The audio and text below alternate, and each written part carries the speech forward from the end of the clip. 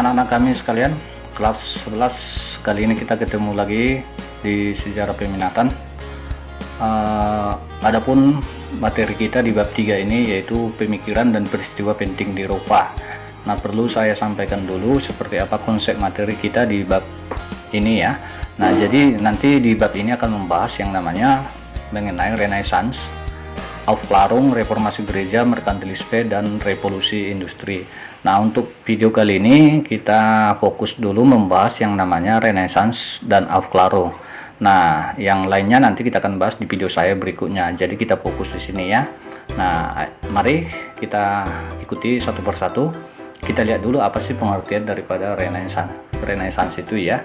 Nah, jadi Renaissance ini nanti itu berkembang di Eropa pada abad ke-14 sampai dengan ke-17. Nah, yang merupakan atau juga sering disebut dengan peralihan dari abad pertengahan ke zaman modern begitu ya. Nah, jadi secara harfiah nanti Renaissance ini artinya adalah terlahir kembali. Nah, maksudnya begini adik-adik sekalian. Sebelum Renaissance ini kan Eropa itu disebut dengan istilah masa pertengahan, abad pertengahan ya, atau juga sering disebut dengan masa kegelapan, the dark age ya. Nah, artinya bahwa pada masa pertengahan, abad pertengahan atau masa kegelapan itu masyarakat Eropa tidak diberikan kebebasan berpikir oleh pihak gereja ya. Nah, karena di sana nanti bersifat surgawi gitu ya. Nah, jadi artinya kebebasan berpikir manusia pada zaman itu sangat dikekang. Nah, oleh sebab itu nanti sebenarnya kan Romawi dan Yunani atau Eropa itu kan sudah maju pada masa Romawi dan Yunani kuno. Jadi selama abad pertengahan nanti mereka itu berpikir terlalu statis ya, tidak ada perkembangan gitu. Nah, jadi ada nanti pihak-pihak yang menginginkan kembalinya kemajuan kehebatan daripada masa Yunani dan Romawi kuno. Nah, di saat mereka berpikir kembali, itulah sebenarnya istilah awal munculnya yang namanya Renaissance ya. Nah, begitu.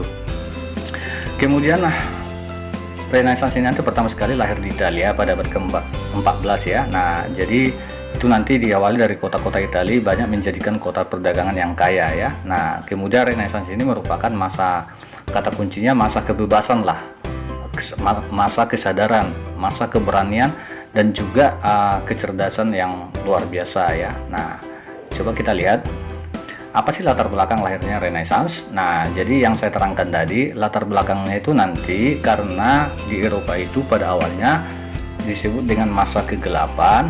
Seperti apa masa kegelapan di Eropa? Coba perhatikan ini ya. Ini dia.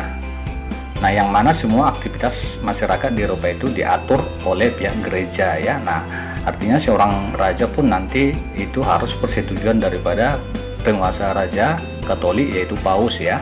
Nah, jadi tidak ada kebebasan berpikir atau berkreasi. Atau dapat kita simpulkan di sini latar belakang lahirnya Renaissance itu yang pertama, adanya dominasi gereja di berbagai aspek kehidupan, itu baik ekonomi, politik, sosial ya. Nah, kemudian seorang raja harus dinobatkan oleh Paus. Kehidupan bersifat surgawi ya. Nah, kemudian kebebasan berpikir itu sangat dikekang. Nah, kemudian perekonomian dipusatkan pada pertanian. Karena kenapa? Nanti menurut gereja berdagang itu berdosa karena nanti harganya ditambah-tambahi. Kemudian ada pihak yang mau mengembangkan penelitian, misalnya melukis atau meneliti. Nah, itu juga dilarang gerejawi pada saat itu. Nah, inilah yang membuat masyarakat Eropa itu mengalami masa kegelapan ya, tidak ada kebebasan berpikir begitu. Nah, jadi lahirlah ini Renaissance. Bagaimana perkembangan Renaissance ini? Nah, itu pada awalnya berkembang penemuan baru bidang seni, sastra, dan juga ilmu pengetahuan. Kemudian lahirlah kota-kota pelopor Renaissance seperti Florence, Venesia, Roma, Milan, Urbino, dan Ferrara. Kemudian Florence ini menjadi kota yang makmur setelah nanti Renaissance dan sangat indah, dan inilah yang menjadi pusat Renaissance nanti di Eropa. Nah, kemudian Renaissance ini setelah nanti berkembang di Italia menyebarlah ini ke berbagai negara yang ada di Eropa seperti Jerman, Belanda, Inggris, Spanyol, dan Portugis. Nah, kemudian anak-anakku sekalian, Renaissance inilah nantinya yang mendorong negara-negara Eropa itu mulai melakukan penjelajahan samudra ya. Nah, kenapa? Karena tadi kan sudah ada kebebasan berpikir, mulai menciptakan kompas begitu ya, mulai menciptakan perahu-perahu layar yang sangat canggih ya. Nah, jadi ini semua penyebabnya. Kemudian pengaruh daripada Renaissance itu sendiri, ini dia kesimpulannya, muncullah kebebasan berpikir di Eropa ya. Nah, ada yang mau jadi pelukis, ada yang mau jadi sastrawan, ada yang mau menjadi penemu ya. Nah, kemudian runtuhnya dominasi gereja atau kehidupan skolastik ya, surgawi. Kemudian perubahan di bidang sumber daya manusia, yaitu perubahan pola pikir.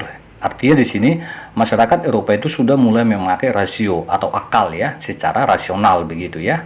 Nah, kemudian yang keempat, mendorong pencarian daerah baru, itulah yang disebut dengan penjelajahan samudra. Kemudian pengaruh yang kelima, perubahan kebudayaan dalam teks itu ditekankan pada pembentukan manusia yang humanis ya, nah manusiawi gitu. Yang keenam, berkembangnya kesenian terutama seni sastra. Tujuh, munculnya masyarakat kota yang didominasi oleh kaum borjuis ya. Nah, kemudian nanti kaum borjuis ini itu juga terjadi kesenjangan nanti, maka muncullah nanti kaum-kaum liberal lagi gitu ya. Nah, itu semua dampaknya. Kemudian munculnya raja-raja yang menginginkan kebebasan kekuasaannya dari pihak gereja, misalnya Raja Philip IV Prancis, Raja Henry VIII dari Inggris begitu. Itu pengaruhnya Renaissance ya.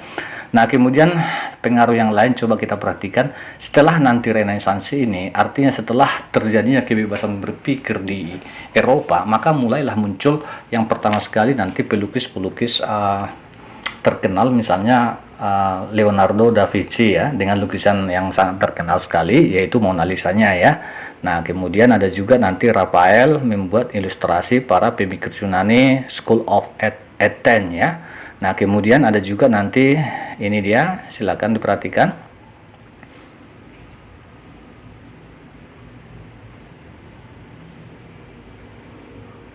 Oke, sekarang kita masuk Aufklärung ya, atau abad pencerahan di Eropa begitu. Nah, jadi anakku sekalian, setelah nanti ini nomor 2 ya, setelah nanti Renaissance, artinya lahirnya kebebasan berpikir di Eropa itu, maka muncullah istilah Aufklärung di abad pencerahan di Eropa. Jadi Aufklärung ini istilah daripada awal abad pencerahan di Eropa begitu ya. Nah, jadi tokoh-tokoh yang paling berpengaruh nanti di sini ada Immanuel Kant.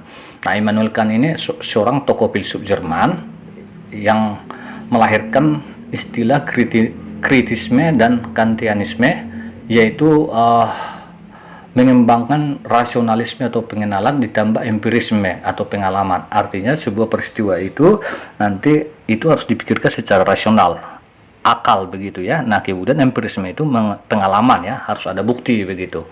Nah, itu yang dikembangkan kemudian diikuti oleh tokoh-tokoh Aufklärung yang lain, misalnya dari Inggris ada Francis Bacon ya. Nah, ini juga nanti bahwa ilmu pengetahuan itu merupakan jalan yang dapat dipergunakan untuk kemajuan kehidupan manusia ya.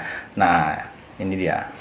Kemudian ada John Locke ya. Kita tahu bahwa John Locke ini sering disebut dengan bapak liberalisme ya, yang menginginkan sebuah kebebasan ya, John Locke ya. Pemikirannya itu juga yang sangat terkenal tentang HAM ya, hak asasi manusia. Nah, kemudian Isaac Newton ya. Nah, ilmuwan fisika juga ya. Nah, ilmuwan fisika. Nah, ini ilustrasinya ya. Oke. Nah, disinilah munculnya. Jadi semua ini muncul nanti ilmu-ilmu baru ini dengan adanya Renaissance ya dan Aufklärung. Kemudian dari Prancis juga ada J.J. Rousseau ya. Nah, J.J. Rousseau ini kita tahu yang mengajarkan tentang demokrasi ya, dari rakyat, oleh rakyat, untuk rakyat ya, kedaulatan rakyat. Nah, ini dia. Oke. Kemudian juga ada Voltaire nanti ya, ini dia. Juga mengenai hak-hak manusia, kebebasan sipil ya, kebebasan beragama. Nah, ini dia. Kemudian apa sih pengaruh daripada Aufklärung itu? Nah, jadi pengaruhnya nanti berkembangnya paham liberalisme dan nasionalisme, itu yang pertama. Kemudian yang kedua, mendorong munculnya ideologi-ideologi baru ya. Kenapa? Karena sudah mulai muncul pemikiran-pemikiran baru ya, sudah diberikan kebebasan, mulai muncul penemuan baru dalam bidang eptek. Jadi ilmuwan-ilmuwan bisa kita simpulkan anak-anakku sekalian, munculnya ilmuwan-ilmuwan Eropa itu pertama sekali setelah nanti adanya istilah Renaissance dan Aufklärung ini ya. Jadi terutama di Aufklärung ini nanti ilmu pengetahuan dan penemu-penemu baru itu lahir, dan itu sangat berpengaruh terhadap dunia ini ya. Nah, begitu adik-adik sekalian. Oke, saya rasa itu materi kita kali ini. Apa yang Sir Alpen jelaskan semoga dapat kalian pahami. Untuk materi berikutnya, nantikan penjelasan saya mengenai reformasi gereja dan revolusi industri. Sekian, salam dari Sir Alpen.